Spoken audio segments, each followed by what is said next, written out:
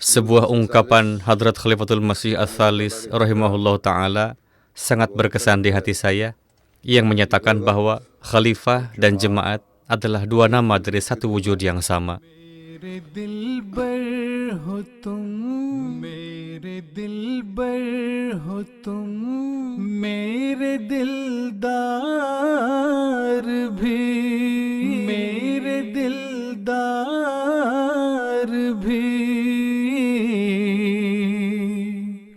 तुम मेरे यार हो और मेरा प्यार भी, तुम पे मरता भी हूँ तुमसे।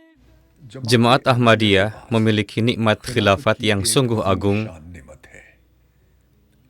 Inilah nikmat yang di bawah naungannya orang-orang Ahmadi di setiap era khilafat senantiasa menyaksikan kemajuan-kemajuan rohani serta tanda-tanda pertolongan dan dukungan Allah Ta'ala. Hubungan ini bukan sekedar bersifat kolektif, bahkan setiap Ahmadi pun memiliki hubungan yang sangat pribadi dan penuh kasih sayang dengan khilafat. Hubungan yang melaluinya ia berbagi suka dan duka bersama khalifah, dan melaluinya pula ia mengupayakan perbaikan dirinya. Marilah kita menelaah beberapa peristiwa yang menyegarkan iman mengenai hubungan yang unik ini.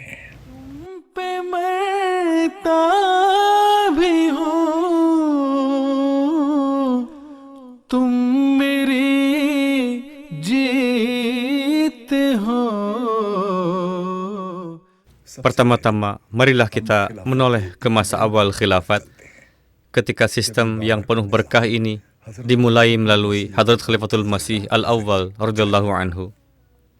Istri Hadrat Chaudhry Hakim-Din radhiyallahu anhu suatu ketika tengah merasakan sakit yang sangat hebat ketika hendak melahirkan anak pertamanya.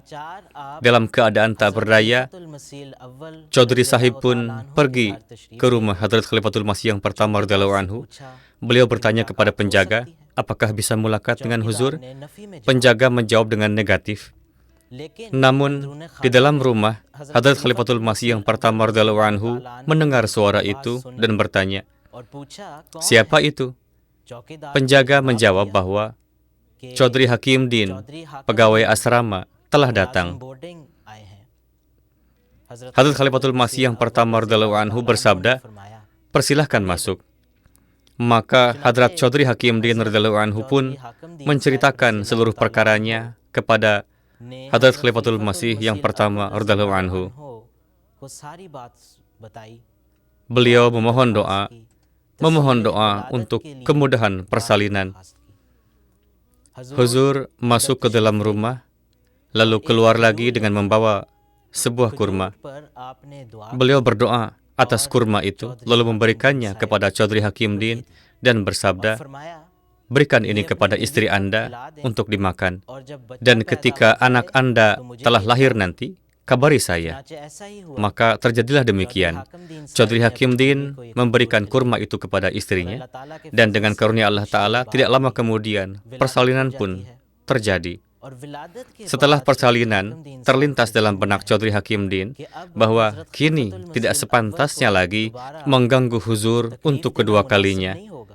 Tidak sepantasnya membangunkan huzur kembali. Oleh karena itu, beliau berpikir untuk memberitahukan kabar itu nanti saja. Maka ketika waktu fajar tiba, dan Chaudhry Hakim-Din pergi menemui Huzur. Huzur pada saat itu sedang berwudu.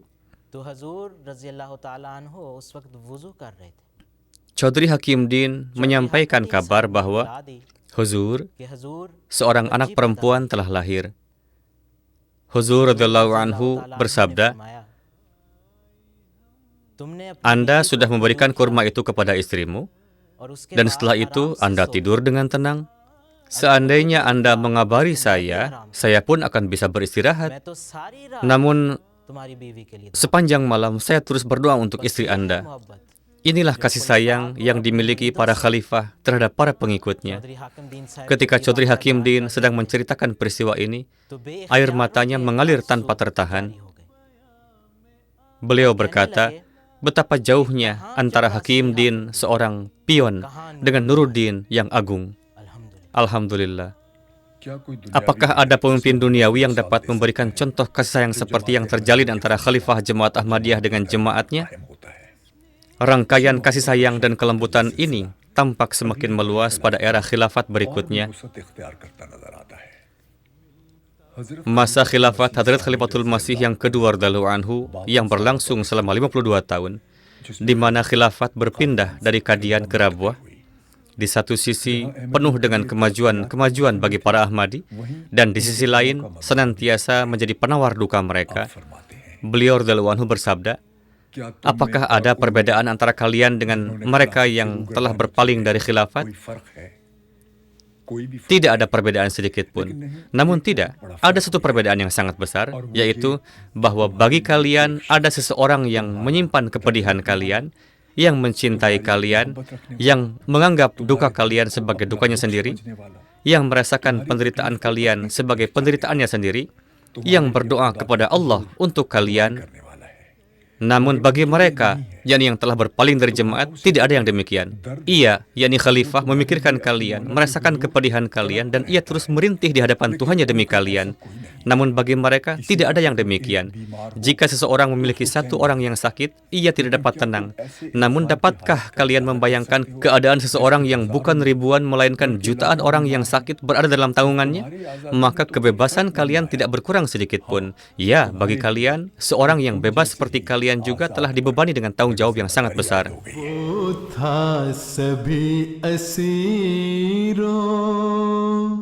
का रुस्तगार रहबर शफकत का आली पैकर उल्फत में मिस्ले मादर. Hadrat Muslim Maud radhiyallahu anhu meninggalkan putra kandungnya sendiri di Qadian demi menjaga desa itu. Dan datanglah suatu masa ketika surat menyurat Hadrat Muslim Maud radhiyallahu anhu berlangsung dengan putra-putrinya. Hadrat Khalifatul Masih Ats-Tsalis yang pada waktu itu adalah Hadrat Mirza Nasir Ahmad Sahib rahimahullah ta'ala bertugas mengawasi penjagaan Qadian. Beliau adalah putra sulung Hadrat Muslim Maud radhiyallahu anhu, dan Hadrat Muslim Maud dalam sebuah suratnya juga memberitahu putra sulungnya, yakni Mirza Nasir Ahmad Sahib, bahwa boleh jadi ada pula rencana dari pihak yang bermusuhan, yakni umat Islam yang pada masa itu saling berhadapan satu sama lain dalam peristiwa pembagian India, dan dari mereka itulah ancaman itu datang untuk menyerang Qadian. Pada kesempatan itulah Hadrat Muslim Maud radhiyallahu anhu menuliskan hal ini dalam suratnya, dan Mirza Mubarak Ahmad Sahib menyebutkan hal ini dalam kitabnya, bahwa Huzur pun menuliskan perkara ini dalam suratnya, bahwa semua putra-putra saya yang berada di sana, apabila datang saatnya mereka harus mengorbankan jiwa mereka, maka dalam mengorbankan jiwa itu, hendaklah di wajah mereka terdapat senyuman dan tiada rasa takut sedikit pun. Dan inilah pengorbanan yang Hadrat Muslim Maud radhiyallahu anhu persembahkan demi putra-putranya, demi jemaat, demi pusat jemaat. Maka demi jemaat, demi segenap anggota jemaat, demi harta benda jemaat, dan demi kepentingan jemaat, Hadrat Muslim Maud radhiyallahu anhu tidak hanya mempersembahkan dirinya sendiri secara pribadi, bahkan beliau pun tidak segan-segan mempersembahkan putra-putranya sendiri untuk berkorban. Inilah teladan yang Hadrat Muslim Maud radhiyallahu anhu letakkan di hadapan kita untuk para anggota jemaat dan demi kepentingan jemaat. Hadrat Sahib Zada Mirza Mubarak Ahmad Sahib menceritakan bahwa Hadrat Muslim Maud radhiyallahu anhu telah memesan dari sebuah desa di UP tempat karpet-karpet ditenun di atas alat tenun, lalu memberikan satu karpet kepada setiap rumah.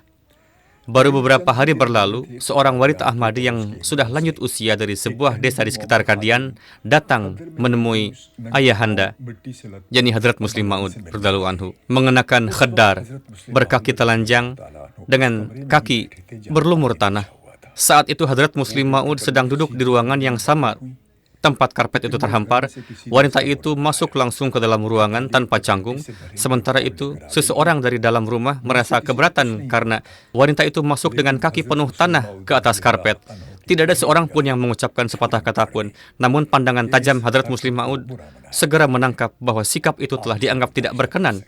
Beliau tidak dapat membiarkan hal itu. Huzur memanggil seorang pelayan perempuan dan berkata, "Angkat karpet ini dari sini sekarang juga dan buang keluar." Lalu bersabda bahwa karpet yang menghalangi jalan saya dan jalan orang-orang miskin dari jemaatku tidak dapat dihamparkan di rumah ini. Karustgaro rahbar shafqat ka ali paikar उल्फत में मिस्ले मादर. Kini kita beralih ke era khilafat yang ketiga, rahimahullah, di mana hubungan ini dipersembahkan kepada dunia dengan cara yang baru. Nasir Ahmad, Anda adalah pemimpin tertinggi gerakan Ahmadiyah.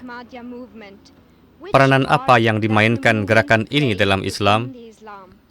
Gerakan ini memainkan peranan berikut. Kami meyakini bahwa Imam Mahdi telah datang untuk menciptakan kondisi perdamaian di dunia ini. Kami percaya pada persamaan seluruh manusia di bawah supremasi hukum dan kami menentang segala bentuk penindasan. Dan bagaimana Anda menjalankan misi Anda di Eropa? Kami berusaha memenangkan hati manusia.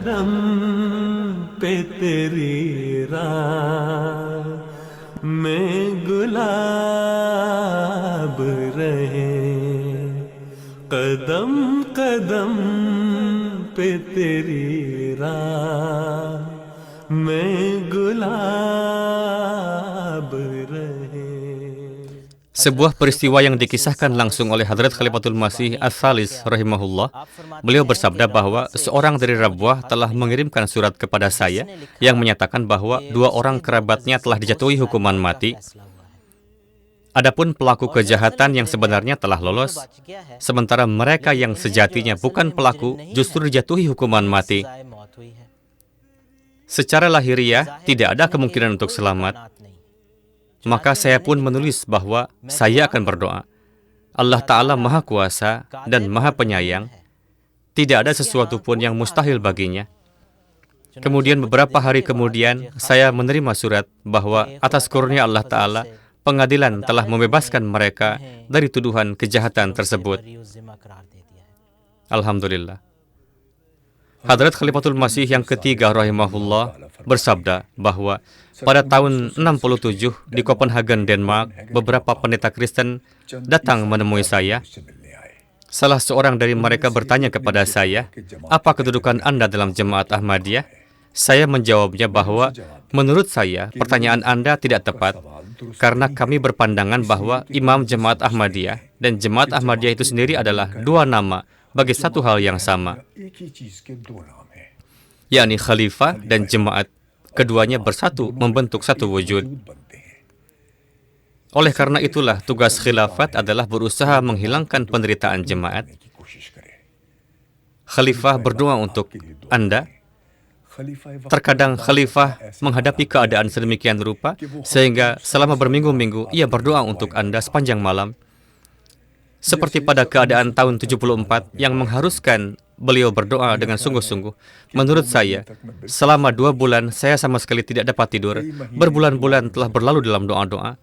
Maka khalifah adalah wujud yang turut merasakan kesedihan Anda dan turut merasakan kebahagiaan Anda.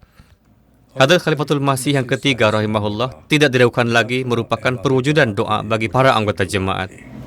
Mustajab rahe Khuda kare ye duaein bhi mustajab rahe. Di era khilafat yang keempat pun, para hamba terus menerima kasih sayang dan kecintaan dari majikan mereka. Pada masa itu terjadilah peristiwa bersejarah hijrah, sehingga Hadrat Khalifatul Masih yang keempat rahimahullah sehari sebelum hijrah dari Pakistan ke London pada tanggal 28 April tahun 84, setelah salat di Masjid Mubarak Rabwah, ketika beliau bersabda kepada para anggota jemaat, kami semua berdiri, lalu beliau bersabda, duduklah, maka semua pun duduk. Kemudian Huzur bersabda, saya tidak memanggil Anda, saya tidak mendudukan Anda karena saya ingin berpidato. Saya ingin melihat Anda semua. Mata saya menjadi sejuk dengan memandang Anda. Hati saya merasa tentram. Dan demi Allah, tidak ada seorang ibu pun yang mencintai anaknya sebesar cinta saya kepada Anda. पैगाम आ रहे हैं कि मस्कन उदास है. Alangkah beruntungnya orang-orang Ahmadi yang khalifah mereka mencintai dan menyayangi mereka sedemikian dalam. Hadrat Khalifatul Masih yang keempat rahimahullah, banyak di antara kita yang telah melihat Huzur, mengenal bagaimana perangai Huzur, dan Huzur telah berkali-kali menyatakan melalui MTA di hadapan kita betapa dalamnya kasih sayang beliau terhadap anggota jemaat.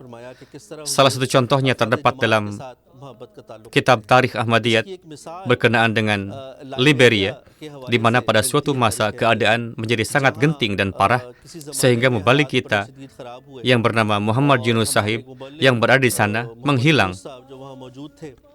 Dan hilangnya sedemikian rupa sehingga tidak ada satupun kontak antara beliau dengan jemaat.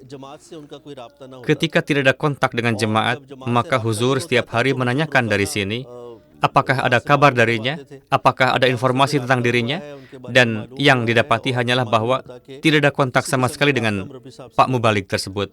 Huzur sangat gelisah, dan kegelisahan itu pun tampak jelas dari wajah Huzur. Dan orang-orang yang telah melihat Huzur dalam keadaan seperti itu mengungkapkan bahwa dari wajah Huzur tampak jelas kegelisahan yang sangat mendalam, bahwa Pak Mubalik kita yang berada di Liberia untuk meninggikan nama Allah Ta'ala ini tidak dapat dihubungi sama sekali. Dan Huzur sangat gelisah. Maka Huzur pun mengambil langkah dalam hal ini, yaitu segera memberikan sedekah, dan beliau sendiri pun bersedekah. Huzur bersedekah saat itu juga dan bersabda bahwa sebelumnya pun seorang sahabat kita pernah hilang di Liberia, dan ketika kita bersedekah maka Allah Ta'ala memberikan karunia-Nya dan kita mendapat kabar tentang dirinya. Demikian pula Huzur bersabda bahwa Allah Ta'ala akan memberikan karunia-Nya dan kita akan bersedekah serta berdoa kepada Allah Ta'ala, dan tentang Pak Mubalik pun kita akan mendapat kabar tentang beliau. Maka begitu Huzur bersedekah, 2 atau 3 hari setelah itu, datanglah kabar bahwa meskipun Pak Mubalik telah melewati perbatasan Liberia dalam keadaan yang sangat sulit dan tiba di Sierra Leone, namun Alhamdulillah telah terjalin hubungan dengan jemaat, dan Allah Ta'ala telah mengantarkan Pak Mubalik ke Sierra Leone dengan selamat. Dalam hal ini pun sangat jelas bahwa para khalifah tidak hanya memiliki hubungan cinta kasih dengan anggota jemaat, bahkan mereka memikirkan dan mengkhawatirkan mereka layaknya anak-anak mereka sendiri. Tiada terpisah dariku, engkaulah semesta hidupku. Dari kenangan kalian sajalah, percayalah, tersusun rapi kehidupan ini. Wahai mereka yang bersemayam dalam nafasku, bilakah gerangan kau pernah terpisah dariku? Ikatan yang telah Allah jalin akan tetap abadi selamanya. चश्मे हज़ी में आ तो बसे हो मेरे हबीब. Allah Ta'ala telah menjanjikan kepada Hadrat Masih Maud alaihissalam suatu kudrat kedua, dan hari ini kita sedang melewati zaman kelimanya. Masa khilafat Hadrat Khalifatul Masih yang kelima, ayyadahullahu ta'ala binasril aziz, telah datang membawa kabar gembira tentang kemapanan Ahmadiyah di dunia beserta kemajuan-kemajuan jemaat Ahmadiyah. Dalam masa ini pun, para Ahmadi sedang mengambil manfaat dari berkah-berkah khilafat dengan berbagai suka dan duka bersama pemimpin mereka. Seorang anak bernama Abdurrahman yang menderita penyakit berbahaya, orang tuanya siang dan malam berada dalam kegelisahan serta kesedihan dan penderitaan tentang bagaimana cara mengeluarkan anak mereka dari penderitaan tersebut.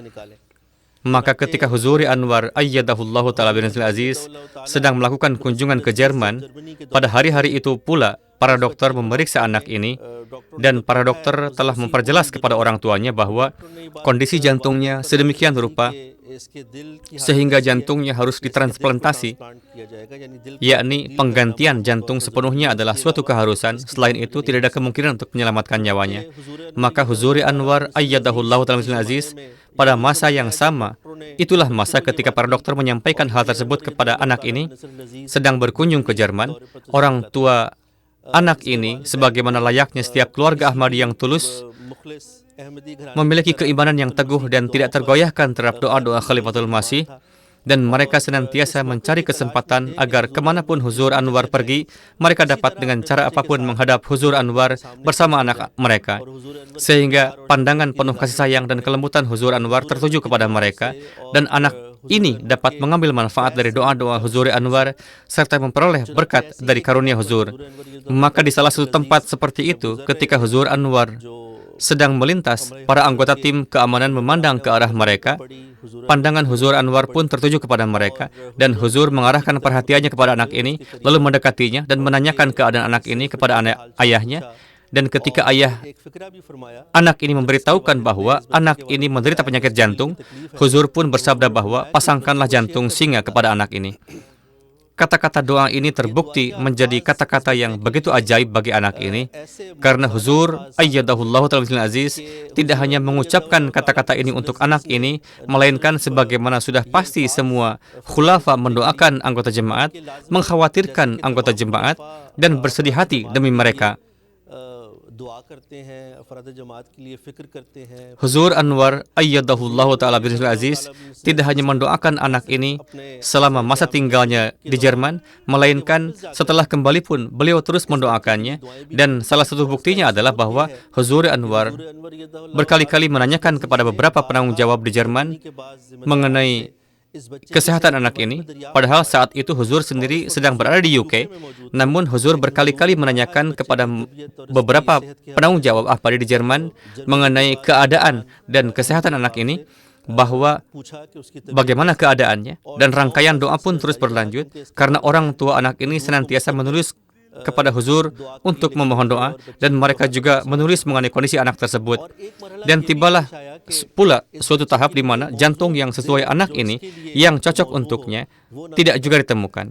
Namun berkat kata-kata Huzur, berkat pandangan penuh kasih sayang Huzur Anwar, dan berkat doa-doa Huzur, ketika Huzur baru saja kembali ke UK, orang tua anak ini menerima telepon dari dokter bahwa jantung yang sesuai untuk anak ini telah ditemukan, yang selama sekian lama tidak juga ditemukan. Dan kini operasi pun dapat dilaksanakan, di mana jantung itu bagi anak ini terbukti menjadi sesuatu yang dapat memberikan kehidupan baru baginya. Maka operasi itu pun dilaksanakan, dan kini alhamdulillah berkat doa Huzur dan berkat perhatian Huzur, Abdurrahman bukan saja telah memperoleh kehidupan, bahkan kini usianya pun telah bertambah, kesehatannya pun telah membaik, dan ia sedang memperoleh keberkahan dari doa-doa yang Huzur Anwar panjatkan untuknya. Khilafat mengubah takdir umat-umat dengan segera sesuai dengan wahyu ilahi. Itulah yang dijanjikan. Ia senantiasa bersama. Hanya para anggota jemaat Ahmadiyah sajalah yang hari ini merupakan orang-orang yang beruntung, yang khalifah senantiasa memikirkan mereka. Singkatnya, tidak ada satupun permasalahan yang dihadapi oleh para Ahmadi yang tersebar di seluruh dunia, baik yang bersifat pribadi maupun yang berkaitan dengan jemaat, yang luput dari perhatian khalifah. Dan demi penyelesaiannya, selain berupaya secara nyata, ia pun senantiasa berlutut di hadapan Allah Ta'ala dan memanjatkan doa-doa kepadanya. Saya pun demikian. Begitu pula para khalifah sebelum saya, semuanya telah melakukan hal yang sama. Tidak ada satu negara pun di dunia ini yang sebelum tidur di malam hari tidak saya kunjungi dalam angan-angan fikiran, dan baik ketika tidur maupun ketika terjaga, doa pun senantiasa terpanjatkan untuk mereka. अपने गले लगाता है। दुआ करो वो खजाना कभी न हो खाली।